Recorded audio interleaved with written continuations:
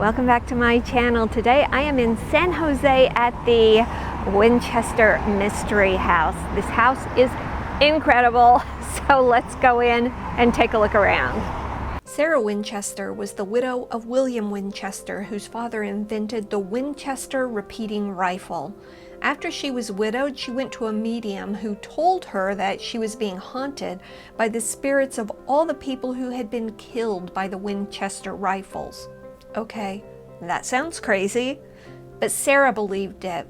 So she moved from Connecticut to California, bought a 2-story farmhouse, and spent the next 36 years, the rest of her life, expanding it in ways that would confuse the spirits, with stairs and doors that lead nowhere, and a proliferation of the number 13. Here's an example. These stairs lead nowhere. This door exits the house, but not in a way we would want to leave. This is called the 13-panel room.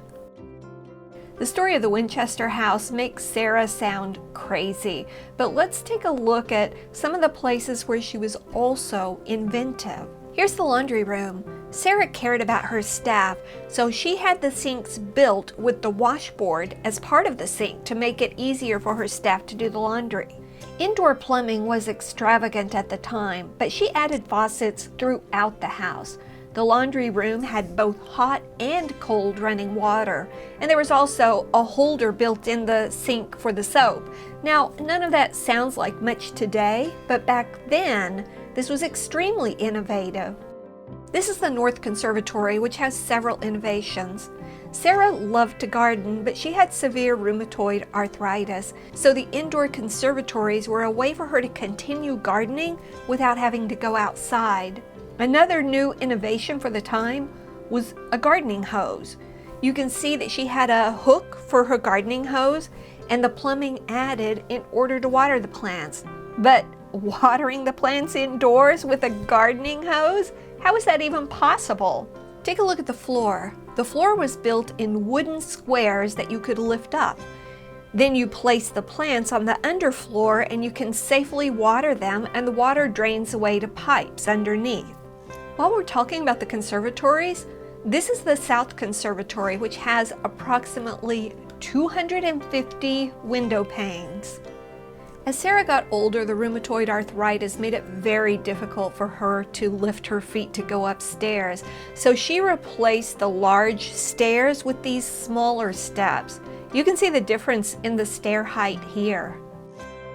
She also installed a new invention called the shower in her 13th bathroom. Again, because of her rheumatoid arthritis, getting in and out of a bathtub was extremely painful, so the shower was a great innovation for her and totally unexpected for even a modern Victorian woman. Sarah loved lincrusta and used it throughout the mansion.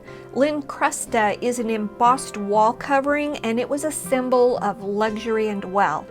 She had more than 20 different patterns on the walls and ceilings. Sarah also loved stained glass. This is the most expensive stained glass window in the mansion. This one has 13 gold and blue balls on it. Here are some of the other stained glass windows. Sarah lived in the house during the 1906 San Francisco earthquake. Even though she was in San Jose, the earthquake did some severe damage to the mansion. After the earthquake, she closed off a portion of the house, not even bothering to repair it. So this is the actual damage from the earthquake. She also had the top floors of the mansion dismantled, but she saved some of the railings, the windows, and finials. This is the bedroom Sarah moved to after the earthquake and where she died in 1922. Here's a look at the grand ballroom.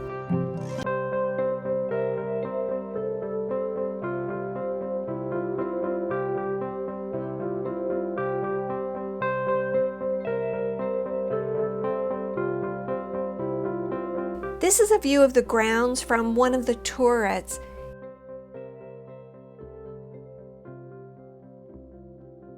It has a great view of the door to nowhere.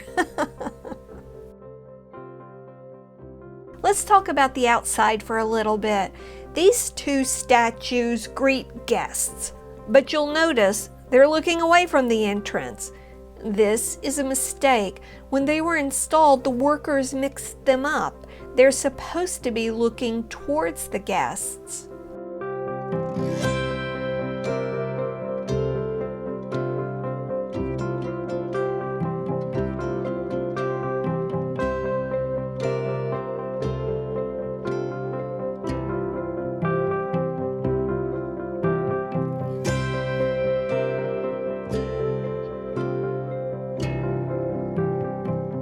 Here's her garage and another place where she had some innovation. She had 3 cars, but she also built a car wash for her staff to be able to more easily wash her cars. She had a hose on a hook that could turn 360 degrees to reach all sides of her car. This is the only known photograph of Sarah. It's supposed to have been taken from this side of the house, but because of the construction, I couldn't get a shot of the exact spot. The gardens are in back, and they're beautiful. These are 2 of the original buildings, a fruit shed on the left and the caretaker's house. This is the outside of the barn and the inside.